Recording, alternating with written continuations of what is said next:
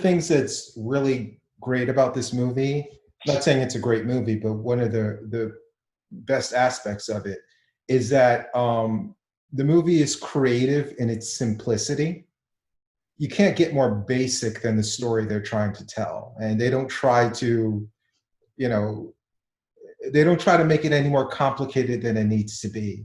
But that's also one of the drawbacks. I felt like some subplotting, maybe a little bit more development, and it could have been a little bit better. Like you said, it's a very simple premise. It's a revenge movie. You know, a woman gets wronged, she goes on revenge, and she gets her revenge. And that's it. There's literally nothing else to this. Yep. Let's show a few shocking scenes along the way, but yeah, that's what it is. It's a revenge movie. Yeah. I thought it was also, maybe I'm reaching here, but it felt like a lot like an art film to me. Yeah. With the slow motion, with the way, with certain creative things they did. It's almost a huge juxtaposition when you compare the content to the way the movie was actually shot. Yeah, no, very, very artsy, especially the fact that our main character never says one line of dialogue in the movie. So there's a lot of quiet scenes, which automatically makes you think of those artsy type films. Absolutely. Yeah, especially the way the movie begins. Obviously, it's very tricky doing a sexual assault scene with a little girl. You know, they could have gone the Hollywood route and just casted like a 22-year-old to play a 6-year-old. But, you know, when you're actually casting a kid, how do you handle that? Because I think even with the original Lolita, which was made by my favorite filmmaker, Stanley Kubrick, it was made in a time where you couldn't really do much. And you look at that film now, it looks so tame. But at the time, it was very controversial. And Kubrick, I think I read a quote where he was saying if he knew how much he had to compromise to get the movie done, he wouldn't have done it, because he had to, I think the Catholic Church was up against him, and there were a lot of different things going on at the time where you're trying to translate Lolita. For those who aren't familiar with it, you know, it's a story of a little girl who has an affair with her stepfather, her mother's husband. And even with the remake of it, the actress they cast, they had to have a psychologist on set, padded underwear, and she didn't even do nudity. I'm not sure if she was officially underage or not, but just reading up on all the lengths they had to go through to have a young actress in any kind of sexual position, it was, there's a lot of red tape to go through. So they had to be very creative. So the artistic stuff happened early, but you could see why they did it. Right. I do believe that actress in that Lolita, the remake, I think she was underage, like maybe 15 or so. I'm not sure, but that's the only version I've seen. But yeah, it was kind of shocking to me to see that you could get away with some stuff, especially overseas, which I believe this was a Swedish film. They were a little more lax in what they did back then in other places. So, yeah, it was shocking to me because that you can't see that. And even the way it was portrayed after the fact, when they're dragging him away, the police are taking him away, it's not like it's that big of a deal. In fact, he's even able to try to give something to a little girl who's just standing. That just boggles my mind. You can't. I think they downplayed it to quite a degree, actually. Yeah, they downplayed it as much as they could, and they brought in the artistic side as well. They literally made him bloodthirsty because he was like drooling blood. They tried to be as artistic as they could to get the message across that, all right, we can't show you him actually doing anything to her, but let's try to, you know, as tactfully as we can, you know, portray this guy as this bloodthirsty sexual deviant who's assaulting a little girl. So I thought it was handled pretty well. You're right. The scene where he's walking away and then he hands her the leaf. It's like, that was hilarious. The way they downplay it's like, yeah, he did a bad thing and you can arrest him for it. But it was almost like, well, it wasn't that bad. But of course it is that bad. It's even worse. But the fact that they downplay is just, you wouldn't see that today. You just wouldn't. No, because you're right. Even in the dialogue, they said that he was let go because he was viewed as like mentally ill. Criminals like that aren't let go unless they're cops. But anyway, um, so yeah, the first act, I thought it because the movie kind of they had to extrapolate it a little bit and drag it out to pad out the ending. Like I felt the first act was good, but then having watched the third act and how much they had to drag things out to reach whatever running time they wanted, they could have spent more time with the first act. Even though I thought it was great, knowing that how the rest of the movie played out, I felt that could have been padded out a little bit more. And I'm not sure how good that actress would have been if you would have had to make that little girl do more scenes of like dealing with trauma and things like that. Or even when she's an adult and the adult actress plays her, maybe a few more scenes of her as an adult before, the drugs and the other stuff. No, I didn't have any problems with the third act at all. No, Okay. I liked seeing her do her thing. That's really what the whole movie, we're geared up to see that, and it finally happened. So that's what I was waiting for. Yeah, I was just more saying like the first act could have been longer so that you wouldn't have to pad out the third act as much. But yeah, so let's get into the second act. And we have Jeffrey Epstein, I guess we could call him, who so she gets assaulted. There's a lot of dialogue that kind of sets up the story for you. They let you know what happened to her since the trauma has made her not talk again. Again, maybe one or two scenes of her actually talking first. And then we find out she doesn't talk anymore because the little girl actress doesn't talk at all. But that's fine. I'm just nitpicking. It was pretty good at this point. You have the scene where the two old maids, I guess, were just doing a little gossiping and talking and giving us a little bit of exposition and basically setting up everything that we said at this point. And she's a mute. She works on a farm. She has her older parents that are taking care of her, and she's waiting on the bus to go home. And then here comes Jeffrey Epstein in his fancy car and says, "Hey," and his name is not actually Jeffrey Epstein. Just choosing that. But he pulls up in the car and he basically sweet talks her and does the whining and dining literally, and then starts to get her hooked on drugs. He's a sleazeball. He is as sleazy as you can possibly get. Like a lot of these movies, some of it's a little far-fetched and you have to suspend disbelief a bit, but you want to set this guy up to be as bad as you could possibly be. And I don't think they could have done any worse, really, unless he was raping her too. But yeah, no, they set him up as a slime ball, and that's what he was. So he immediately, after he gets her in, he turns from Epstein to Cosby, and he drugs her drink, knocks her out on the couch. But like you said, he doesn't actually assault her. So not saying that that's a check on his side, but at least he didn't do that. So he knocks her out with the drugs, calls over the doctor. He starts getting her hooked on heroin, pays off the doctor. So again, it's a nice basic setup. Not a lot of dialogue, which helps because, like you said, it's a Swedish film. So for your exploitation film, you don't want to be. This isn't like who's another famous Swedish director? Ingmar Bergman, famous Swedish director. This is not an Ingmar Bergman film. This isn't The Seventh Seal or Wild Strawberries. You don't want to be reading text and text of dialogue. You just want a couple of lines to let you know what's going on. And I think that I don't know if they did that knowing that they wanted to market it to a foreign audience and they consciously didn't want us reading a lot of dialogue, but or it was a coincidence, but I thought that was a pretty good move, the lack of dialogue. No, I liked it too, because that was obviously her character, and she's obviously been traumatized from the time she was a youth, so it fit right in. And to me, sometimes when you have that quietness in a film, that really sets the atmosphere. And I thought it helped. A montage of time passing as she's drugged up on his couch and he's getting her more and more hooked on, I think it was heroin. One thing I kept thinking is, man, she must be really ripe in that outfit. Because if all this time is passing and she has that exact same outfit on, like, that living room must be a little bit ripe. Probably was. I didn't even think about that, but yep. Yeah. So she tries to escape and different things like that, but he keeps bringing her back.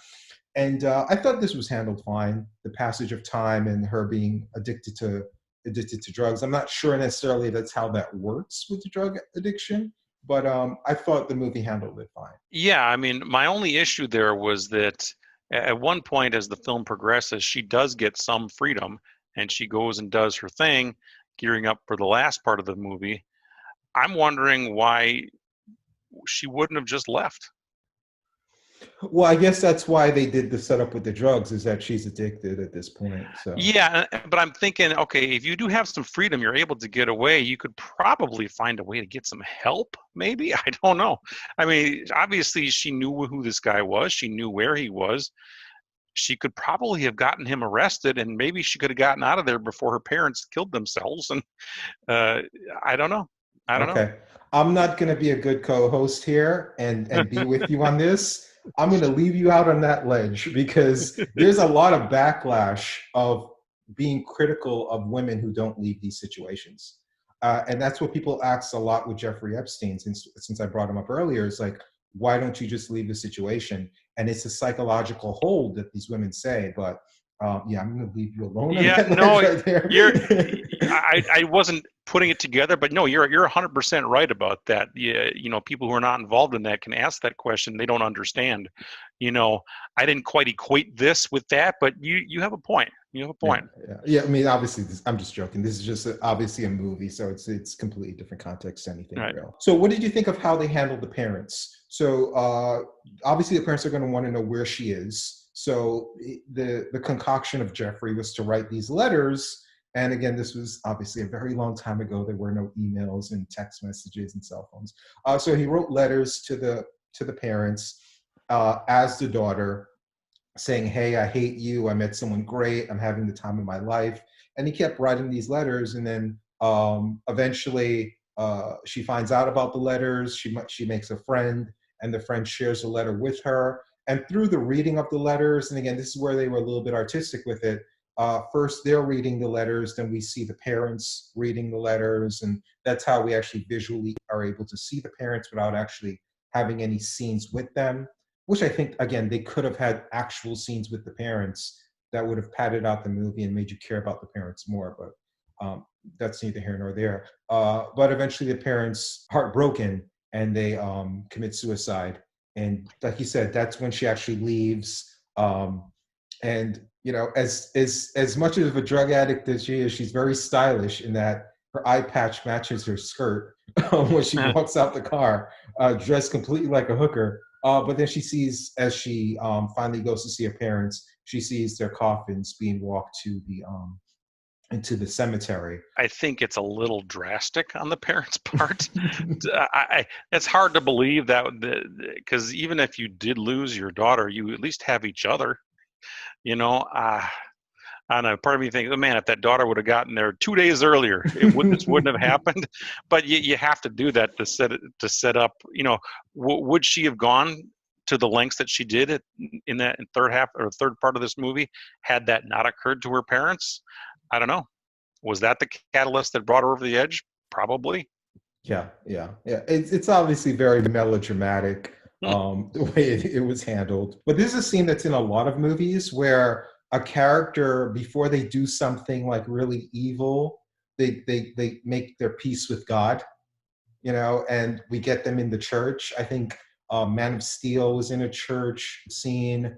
I Spit on Your Grave had a church scene. A lot of these movies have these, either a church scene or with a Bible, or the character going on their knees, making their peace with God before they like, all right, now I'm gonna really get into this and get into the violent stuff. So I like that touch. I'm not sure, what movie gets the credit for that trope, but this is an old movie, so I'll give it some credit for that. Funny you mentioned I Spit on Your Grave. I literally just watched that again yesterday.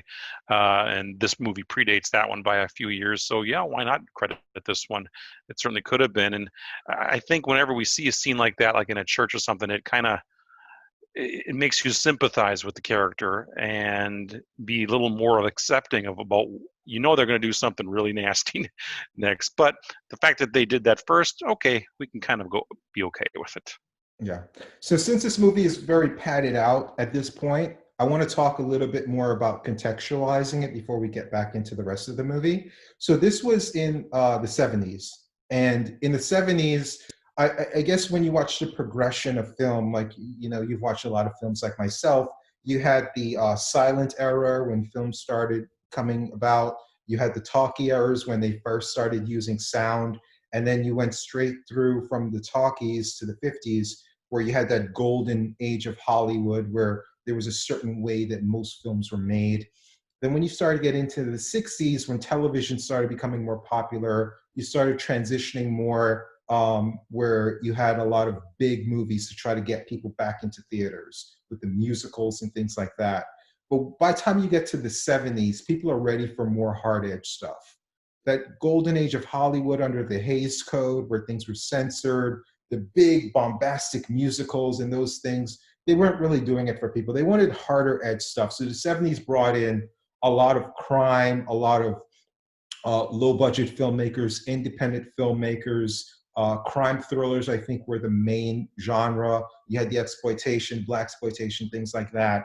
And this is where movies like this became popular. Just to name a few of the crime thrillers that really defined the 70s in this genre, like Taxi Driver, French Connection, Bonnie and Clyde, Bullet, Death Wish, Dirty Harry, Serpico, Straw Dogs. And a lot of these things, the things that these movies had in common, I guess, also in the time of politically in the 70s, was there was a lot of vigilantism, a lot of anti-heroes, and a lot of capital punishment for criminals. And that's what a lot of these films and the genre kind of sheared.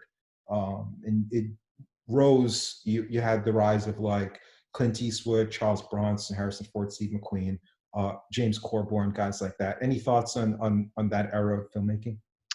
I was also going to say that, like when you point out the Eastwoods and that to me kind of ushered in the, I used to call them one-man gang movies, where you have one tough cop or one tough whatever, and they can manage to take down 40 people. As the 80s progressed, we had your Stallone or Schwarzenegger, or even Die Hard, stuff like that. But you started it with Dirty Harry and Charles Bronson and such. Um, in the 70s, yeah, you're correct. Yeah, yeah. And with these male tough guys that I mentioned, you also had, stars like this, where you had the beautiful girls. And the 70s, again, when you had the Hays Code gone and more edgy filmmaking, you had more violence, which these crime dramas brought, but also a lot more nudity and sex and things like that. And you also had women that were the leads in these movies as well. They obviously weren't as big as stars as the men, but they were generally all beautiful, all comfortable with nudity, and they generally worked in low budget crime and exploitation films. And you had some that were more towards the sex than the violence, like the Laura Gemsners of the world, who starred in a lot of the Black Emmanuel movies. Oh I'm yeah. not sure if you're familiar with those. You do a lot of Oh God, I have movies on I you. have seen I've seen virtually every Emmanuel movie. Yes, Yeah. whether they're the Italian ones or the official ones. Yes, I have plenty of Laura Gemser in my collection. Yeah. So you had the Laura Gemsers of the world who were, she fit this type, but she didn't really do the violent stuff. It was more the sex stuff. And then you had the Pam Griers of the world, that again, did the nudity and things like that, but it wasn't really more towards sex. It was more towards the action and violence. And then you have our actress here who has Christina Lindbergh, who is kind of a mix of both, with the violence and the sex and things like that. Well, I want to point out Christina Lindbergh. I have a few other movies that she's been in. I've reviewed a few of those on my channel. I think she's a beautiful, beautiful actress. And most of the other things I've seen have been more towards the sex side. This was the only one where she kind of, that I saw anyway, that ventured into that violence side.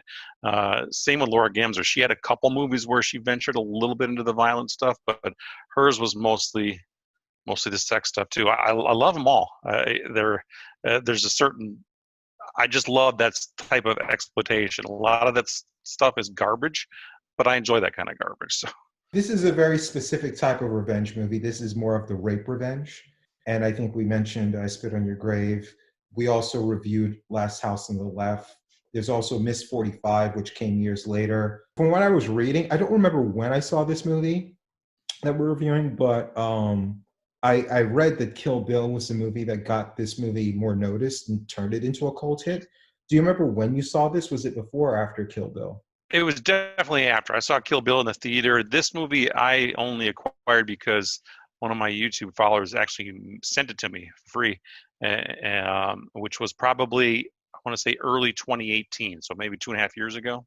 Okay. Oh, you haven't seen it? Oh, okay. I've seen it way much sooner than you then did that. But yeah, I mean, I guess Kill Bill was because I mean, obviously Quentin Tarantino does take a lot from other movies, and he took the eye patch gimmick and a lot of the revenge stuff from this movie and other movies, and he was the one that kind of brought it more into the mainstream light, and I guess that's what made it a cult hit. I don't remember when I saw it. I know it was a long time ago though. So. Yeah, I know he was a huge, huge fan of this movie. But yeah, I was aware of the film. I just never came across it in my travels, and someone just sent it to me out of the blue. So Mhm. All right, so I guess we can get back to the movie then. So let's get into the sex slave stuff because that's what kind of takes up at this point in the movie. She's drugged up, she's addicted, her parents are dead, and at this point, she's just the sex slave, and she's doing it for drugs and a cut of the money. Um, we do have a scene where she loses her eye. That's where her first trick. She kind of scars his face with her nails. I saw this movie a few times. I didn't really fixate on the eye scene that much. But this, for some reason, when I saw it this time, I was like, oh my God, it freaked me out because it looks so real. I was like, holy shit, I don't remember this scene being so real. Because prior to this, when I think of an eye scene, I think of Un Chen Andalou, which is that short film where the guy slices open someone's eye. I'm not sure if you saw it. It's a very popular short film. I Um, actually own the VHS tape, but I've never watched it. it's just like a few minutes. It doesn't take that long to see. It's really good. Um, but yeah, I think it was a famous artist and a filmmaker combined to do it. I forget the artist's name now. I'll put it on the screen. And I think for if people want to watch it, I think it's available on YouTube as well. So, Yeah, probably. but yeah, prior to me rewatching this, which may have been like the fourth or fifth time I seen this movie, I always thought of that short film as like the really creepy eye scene where it's just like you close your eyes when you see it. But this was so realistic. And then I immediately went online and Googled around, and um, Christina, the main actress and the lead actress, said it was a real corpse that they got for the scene. Hmm. Yeah, that's brutal. I mean, to me, I've seen so much horror and carnage over the years. I'm a little bit desensitized to it, but there's one thing that really gets me, and that is eye pain. There's a few horror movies that have hypodermic needles in the eye. That just gets to me. This scene got to me too. And then when I read the same thing you did, that apparently that was a real body from a girl who committed suicide, it just I wanted more information on it, but I don't think that I couldn't find anything from the director who confirmed this, but that's just creepy brutal.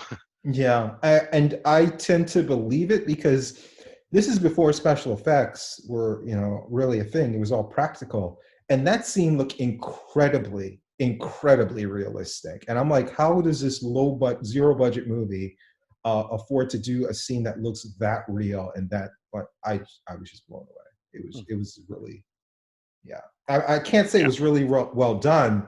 What I should be saying is these guys are criminals for you know mutilating a dead body. But Uh-huh. yeah, that's officially what I'm going to say. There was some real sex cut in. I didn't before I read up on this. I knew it wasn't her because you've seen a lot of movies with nudity. Yeah, I've seen a lot of videos on your channels or reviews you did. I'm assuming you're aware of this, but usually if you don't see an actress's face when you're seeing her Right. boobs or any kind of nudity, it's a body double. Right. So unless Yep. there's a wide shot with the face and the body, it's probably a body double. So I didn't need to read up on this to know that it wasn't her doing the sex. But when I did read up on it for the review, it was this couple called Romeo and Juliet who did Yep. traveling live sex shows and things like that. Um, what did you think of your opinion on two things? There's the whole sex slave aspect of it, and also the addition of real sex, because this was a thing done around that time. I think Caligula did it after it was shot. They added real scenes, and one of the Emmanuel films did it. I'm not sure Yep. which one, but it was one of the Black Emmanuel films. I'm sure other films did it, but those are the main two that come to mind. Yeah, I believe it was Black Emmanuel. The original Black Emmanuel had that insert, which was not Laura Gemser. Um, I don't have a problem with scenes like that, but I didn't think it was necessary. I mean, I knew it wasn't Christina Lindbergh. I would have been interested if it had been Christina Lindbergh, but I knew it wasn't. So really, again, I don't have a problem seeing that stuff, but I didn't see. I thought it was pointless. So. Mhm. And what do you think of how they handle the sex stuff with the montages of the various different Johns that went in, whether it's the lesbian, the masochist, the old creepy guy with the camera, the guy who just wants to. It was a varying amounts. They tried to keep everyone different that we saw.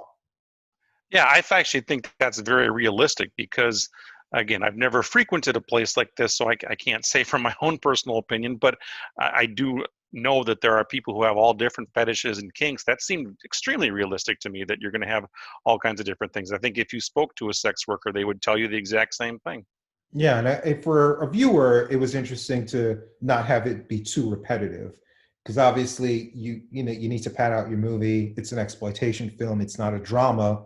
This isn't supposed to be something that's like, okay, like let's attack slave workers. No, this is supposed to titillate and entertain.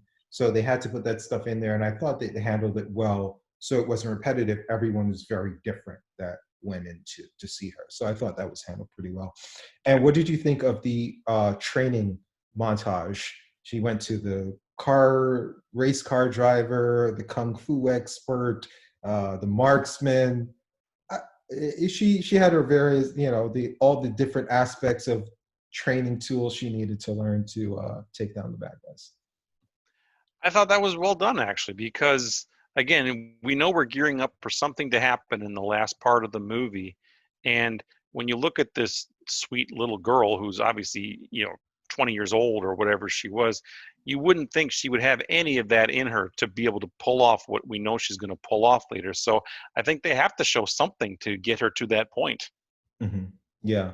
And then the final thing that kind of pushed her over the edge is um, Jeffrey comes in and tells her friend left. And then she goes in her friend's room and saw that either her friend was killed or committed suicide or something. And I thought that was kind of weird. I mean, I don't mind her grabbing the bed, but it looks like she was like sucking the blood out of the sheets. Like, I don't know. There was that a was kind of lot weird. of blood there. There was a Yeah. ton of blood in that scene. Clearly, she didn't just leave. Something happened. Yeah. And Yeah. it was really weird, whatever she was doing there. Yeah, I'm not sure what she would. Maybe the director just said, "Okay, I need to give you 5 minutes." I even know what a Swedish accent sounds like. But kill 5 minutes for me on the bed, and she's just like, "What do I do?" She starts licking the sheets or something. I don't know. But yeah, it was kind of weird the way they handled her performance. But I just viewed the blood as there's not a lot of dialogue. It's visual storytelling, not verbal storytelling, and they're just trying to. And again, I viewed it as more artistic. That okay, like let's make it very clear what happened. And, let's just tell it visually rather than being realistic. Let's just be artistic with it. So I didn't mind all the blood. I mean, for God's sake, I mean, look at Johnny Depp's death in Nightmare on Elm Street. Talk about blood. So, but yeah. So from there, then we get into the third act, which for me, I mean, if I had to break down the acts, this would be my least favorite, by far. And because I had seen the movie so many times already, on this viewing, I actually sped up the end a little bit, just because it seemed like every scene was in slow motion. I mean, I get it for a shot or two, but it seemed like that whole third act was just completely in slow motion. But basically, she gets the drugs from another guy, so she has her fix. She doesn't need the main bad guy. She's done with her training, and then she goes out for revenge and starts killing people. What are your thoughts before we get into the final bad guy, but just the build up to her killing like all the underlings and all the Johns? Again, that's the part of the film we were gearing up to see. Yeah, I thought the slow motion was a little weird. It did need to be in there, but what was weird about the most was I thought it was so slow that like when you'd hear the gunshot and then there'd be nothing on the screen for a second or two, and then you see the squib blow.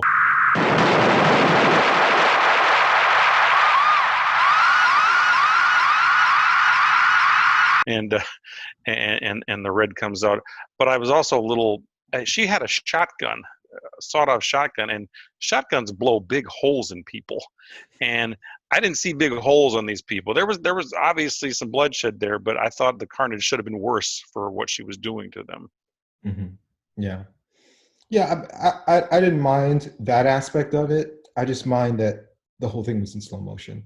I think one or two kills in slow motion was fine, but just everything, even beating up the cops, and it's just like, oh, dear God, how long do you need your movie to be? But I also felt like once she stole the cop car, it had a very Mad Max feel to it. We had all this open roads and the car crashing and the car driving, and it felt a little bit of Mad Max to me. That whole low budget, late '60s, early '70s feel to it. It felt kind of Mad Max. Um, and so, yeah, basically, she kills off the underlings, sends a letter to the bad guy. I don't think you've read the Game of Thrones books or not, but No. there was a big scene in the book, and I think they did in the movie, in the TV show as well, where there's a letter sent to from one guy to the next saying, "Hey, let's meet up for war." And so that kind of reminded me of that scene where she sent him the letter for the challenge duel, and they meet up. I thought this stuff was handled really well. Like, I didn't like all the slow motion leading up to this, but this last battle was handled really well, where the close-ups of the face and the landscapes in the back and the hair blowing in the wind, the guns. I thought the cinematography for the ending sequence was really good. I like the fact that she expected him to be a sleazeball and try to trick her, and she was prepared with the traps, with the distraction, and the gun tape to the back, a la Die Hard. And since this came out like 20 years before Die Hard, or 15 years, however long before Die Hard, again, I'll give this movie credit, just like the church scene, for doing it first. Not saying it did it first in cinema, but it did it before popular culture made it, popular with Die Hard. He got what he deserved. I mean, she shot out his knees, drug him with the horse, tied him up, trapped him to his neck, let the horse. But I thought all of that was really good and really well done. Yeah, I liked it too. I guess it was just kind of we went full circle there, because he grabbed her in the beginning of the film, kind of dragged things out a bit, and put her through some hell first, before she became that slave. So it was just kind of full circle. You did it to me, I'm going to do it to you. I'm not going to just make this quick and painless. Yeah, from the letter to everything else, because he did the same letter thing to her. So, yeah, you're right. He came completely full circle. Any final thoughts on the film? I enjoyed it.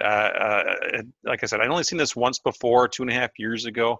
I don't know if it's the kind of film I want to revisit over and over again, but it was quite entertaining. I was more entertained than I was the first time around. So I would definitely recommend this one to fans of the genre. Yeah, and I'll just add one more thing. Christina Lindbergh, her career kind of died off during the late '70s, because she refused to go further from the softcore stuff and do hardcore sex scenes. At least that's what I read up online. And her refusal to do the hardcore sex kind of killed off her career, which made sense because chic porn, which was an actual term, because you had porn films that had a lot of storylines to them during the '70s, and that was an actual like genre. And they would be movies in theaters, and Deep Throat was like a big movie at the time that was actually in theaters. So porn was viewed differently. She didn't want to go the hardcore route, and the softcore route, people really weren't interested. It was either legit movies or porn movies. There wasn't really that in-between market for the softcore movies anymore once the hardcore movies became popular, and they really became popular during the '70s into the '80s with VHS and things like that. So, okay, so as we wrap this movie up, I need to get my fix because I'm jonesing really bad right now.